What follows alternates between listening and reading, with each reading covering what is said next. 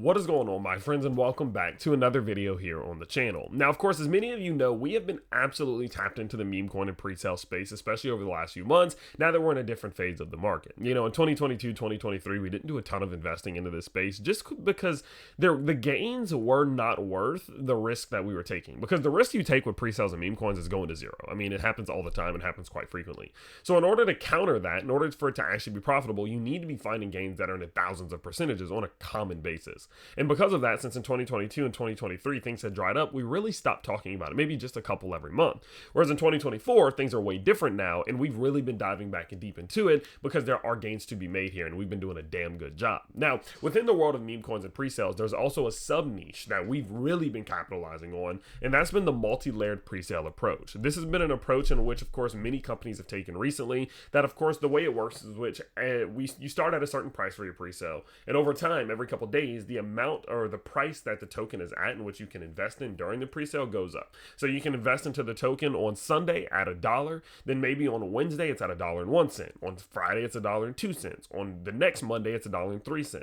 So obviously the sooner you find it, the sooner you get in, the better your prices are that you can purchase at pre-sale. Now, of course, again, there have been some of these that haven't done the best, and so of course the approach that we've taken as a result of that is investing some into the pre-sale and then a little bit after the launch itself, and that has kind of helped neutral out those things a bit and be able to find a healthy buy-in average price. And so, of course, as I mentioned before, we're really starting to dial in on this niche, and we're going to continue to do that. Now, today we're going to be talking about a new one that is taking this approach, and this company is called Base Dawgz. Now, what you'll be able to see is that this thing has now raised over $2.4 million, and it's mostly just because of the approach in which they're taking. It is unique to Base Dawgz itself in this little niche of different cryptos that are launching. Now, what they say about Base Dawgz is that this is designed for those who crave adventure and innovation. Base Dawgz is bringing you a unique multi-chain experience. At home, Base Chain, Dawgz will also trade on ETH, SOL, BSC, and AVAX. We are not just about pushing boundaries, it's about breaking them. We offer seamless interoperability across multiple blockchains, ensuring you can soar through the decentralized world without limits. Now, the way in which they're going to do this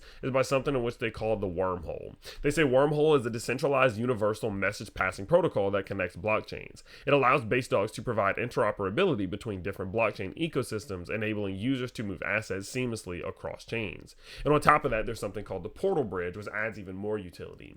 They say the Portal Bridge is a cross-chain bridge built on Wormhole, enhancing the functionality and usability of the Dawgz token. It supports secure and efficient asset transfers between supported blockchains, ensuring a smooth user experience. And so by using these two, what they're doing is they're not trying to niche down to just Base or just Solana like most of them do. They're trying to take advantage of tapping into all of these different communities and bringing all of those communities into more of an interoperable space using Wormhole and, of course, using the Portal Bridge. Now, from a token perspective, this thing is very similar to many of the ones we've seen before in terms of the total supply breakdown: 20% towards pre-sale, 20% towards staking, 20% to liquidity, 15% to marketing, 15% to dog rewards, 10% towards listings. Very simple, very easy, kind of exactly how you would imagine this thing. Now, one thing that I do want to highlight is that they already do have many options, and one of the main options in which they're already starting to really promote is the ability to do staking, in which you can see the current APY is at 1,913%. You guys know over time this always goes down. It is not a sustainable number. They're aware of it. You're aware of that. Everyone's aware of it. But the way in which this works is oftentimes that APY will be really high in the beginning to kind of get people in, to bring people in.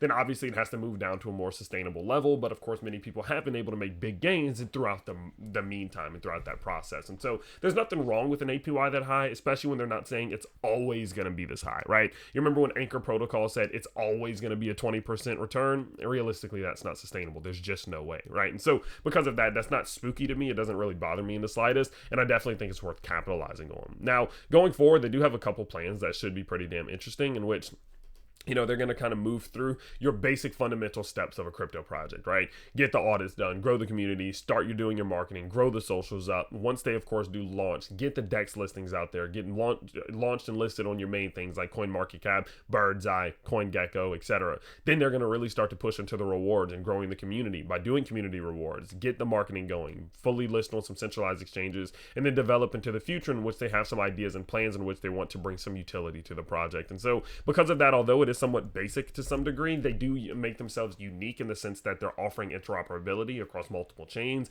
and that enough has been enough to get them up into a point in which, again, they've raised freaking $2.4 million on this pre-sale. Think about how far that can go in terms of marketing and budgeting, funding development, and much more. And so obviously this is one of those ones that falls right into this little bucket of all these little multi-layered pre-sales that we've been investing into. I did invest some cash into this one, and I'm also holding a little bit of cash on the side to buy some after the launch if its price does pull back, because that does happen every now and then. And so with that said, that's my approach. Let me know down in the comments below, does this meet your criteria for this little niche that we invest into? Definitely let me know down there. And of course, I can't wait to see you all next time. Peace out, everybody.